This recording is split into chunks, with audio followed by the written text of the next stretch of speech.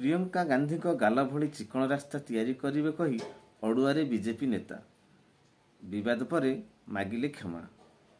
कांग्रेस सांसद प्रियंका गांधी उपरे विवादीय मंतव्य देइथिबा बीजेपी नेता रमेश विधुरी क्षमा प्रार्थना करिसंती। से एक्स रे लिखिचंती कौनसी कारणरू कहिथिबा कथा भिन्न अर्थ बाहर करा जाइछि। राजनैतिक लाभ दृष्टि सोशल मीडिया रे अपप्रचार करा जाइछि। मो उद्देश्य काहको अपमानित करिवार नथिला। तथापि कौनसी व्यक्ति को जदि मो कथा दुख देई थाए क्षमा मागुछि। यह पूर्वरु दिल्ली कालकाजी बीजेपी विधायक प्रार्थी रमेश विधुरी कहिथिले जे से निर्वाचन जितिले प्रियंका गाल भली चिकण रास्ता तैयारी करिवे। रमेश को एई बयान को नहीं विवाद तीव्र हेबा परे से क्षमा मागिछंती। जनसभा को संबोधन करी रमेश विधुरी कहिथिले समस्ते जानिचंती जे दिने लालू यादव कहिथिले जे से हेमा मालिनी परी रास्ता चिकण करिवे। से तांको प्रतिश्रुति द्वारा करि पारिले नाही।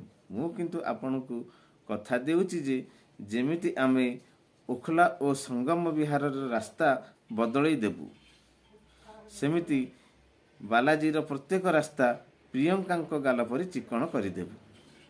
रमेश विधुरी यही मंतव्य को कांग्रेस नेता माने कड़ा समालोचना करथिले।